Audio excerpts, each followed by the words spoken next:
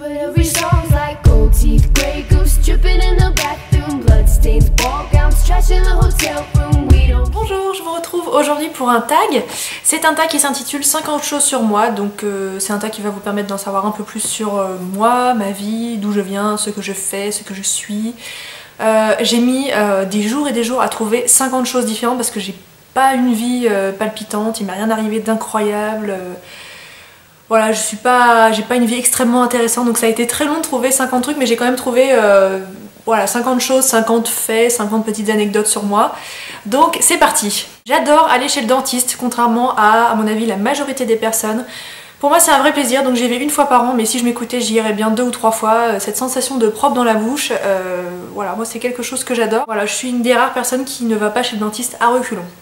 J'ai mis ma première fois les pieds dans la mer à l'âge de 19 ans. Je n'étais jamais partie en vacances ni à la mer ni à l'océan jusqu'à cet âge-là. J'avais fait des voyages extrêmement intéressants, mais avec mes parents, on n'était jamais allés ni à la mer ni à l'océan, donc ça m'a fait très bizarre. Et donc mes premières vacances, c'était à Antibes et j'avais 19 ans. Il y a 2 aliments que je ne mange pas. Le premier, ce sont les quenelles. C'est quelque chose que je déteste par-dessus tout. La texture un peu pâteuse, l'odeur qui me donne tout de suite la nausée. Et l'autre chose, c'est plutôt une catégorie d'aliments. Ce sont les poissons et tous les crustacés. Je suis consciente que ça représente quand même une grande partie de l'alimentation de nos jours, mais je suis extrêmement effrayée par tout ce qui est poisson et crustacés, donc je n'en ai jamais mangé. Et pour la petite anecdote, la première fois que je suis allée manger chez mon copain, donc j'avais 16 ans, et son père m'avait fait des quenelles au brochet. Donc vu que je voulais pas paraître extrêmement impolie, je me suis forcée à les manger, mais c'est un des moments les plus douloureux de ma vie. Non, j'exagère un peu, mais ça a été terrible. Je mangeais une cuillère de quenelles et je mangeais une bouchée de riz et je buvais une gorgée d'eau. J'avais un ventre comme ça à la fin du repas, c'était vraiment la torture. Lorsque j'étais en vacances en Tunisie en 2010, moi et toutes les personnes de l'hôtel, on a sauvé un vacancier qui s'était noyé, qui en fait avait fait un infarctus dans l'eau. On a essayé de le réanimer pendant... Bon, j'avais pas ma montre sur moi, mais ça a bien duré 40 minutes, ça a été les 40 minutes les plus longues de ma vie, et le SAMU est venu chercher et on a appris qu'au final il était décédé. Je suis quelqu'un de très très solitaire, mes amis se comptent sur les doigts d'une main, mais je suis très bien toute seule. C'est le cas de mon copain aussi, on est tous les deux très solitaires, donc à deux on s'entend très très bien, on est très bien quand on est tous les deux. Mais voilà, j'aime pas être entourée de trop de monde et je peux passer des jours chez moi toute seule sans voir personne.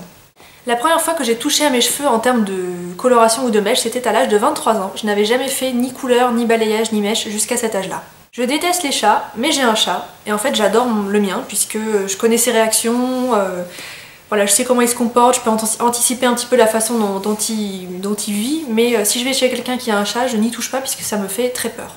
Je sais imiter la voix de Donald Duck, et non, je ne vous ferai pas en démonstration aujourd'hui. Je parle 3 langues, anglais, allemand et italien.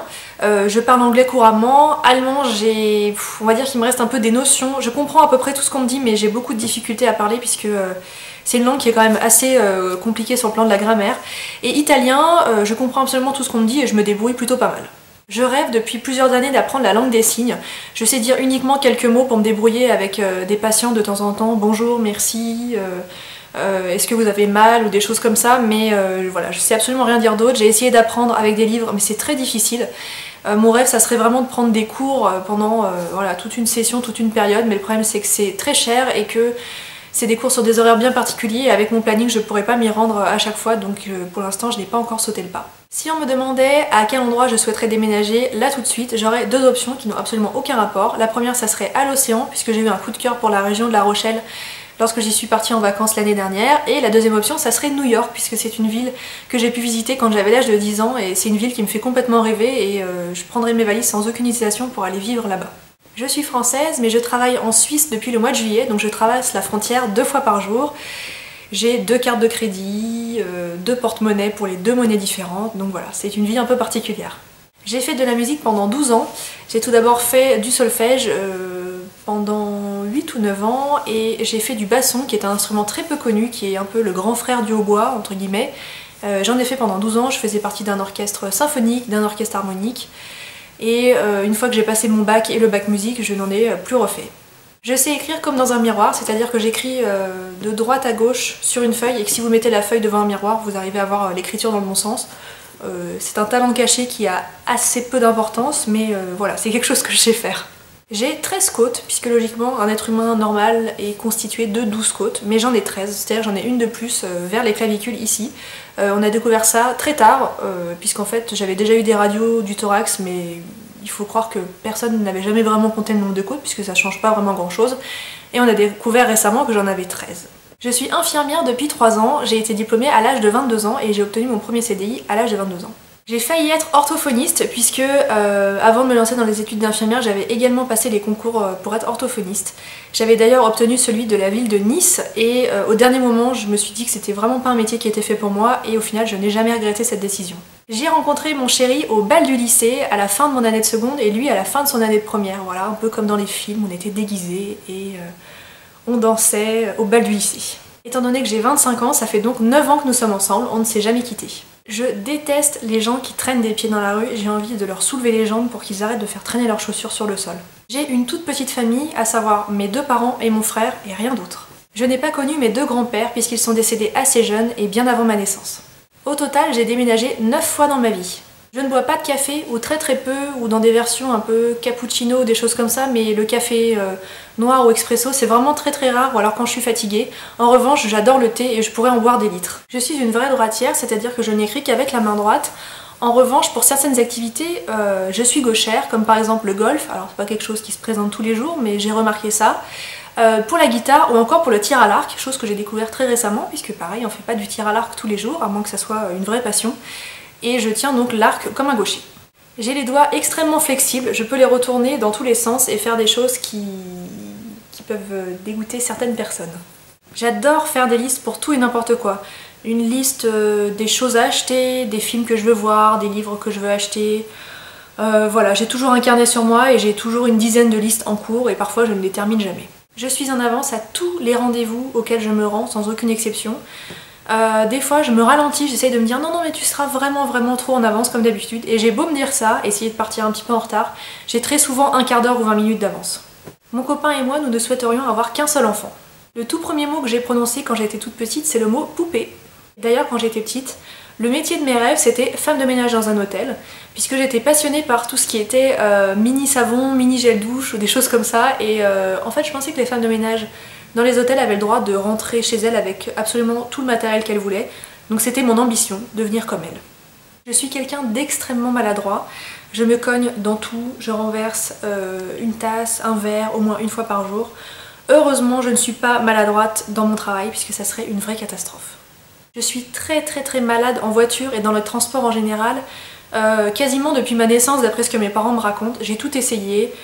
L'homéopathie, les bracelets qu'on met au poignet et qui appuient sur des points d'acupuncture, il y a un seul traitement qui fonctionne, c'est le Mercalm. En gros, ce truc c'est un somnifère, donc en gros vous dormez, donc vous oubliez que vous avez envie de vomir, mais c'est vraiment la seule chose qui fonctionne. Je suis somnambule, pareil depuis mon plus jeune âge, mes parents me retrouvaient au plein milieu du salon, debout, en train de ranger des choses, de déplacer des meubles, dans le lit de mon frère, voilà, ça fait vraiment très longtemps. Le médecin avait dit à mes parents que logiquement à l'adolescence c'était soit que ça disparaissait, soit que ça ne disparaissait pas et que c'était parti pour toute la vie. Et ben en fait c'est pas disparu, je suis toujours très somnambule. Le deuxième truc insupportable que je fais la nuit, c'est que je grince des dents. Donc on va dire qu'en gros, il ne vaut mieux pas dormir avec moi parce que je suis vraiment insupportable. Je déteste les gens qui s'écoutent parler, qui font des discours pour dire 3 fois rien. Moi j'aime bien aller à l'essentiel et écouter ces personnes-là, c'est vraiment un calvaire. Je suis extrêmement patiente. Ça, je crois bien que c'est une de mes plus grandes qualités. Vous pouvez me mettre avec quelqu'un qui répétera la même chose toutes les 2 secondes, ça ne me pose pas de problème. Vous pouvez essayer de m'énerver ou de me pousser à bout pour essayer de voir où sont mes limites.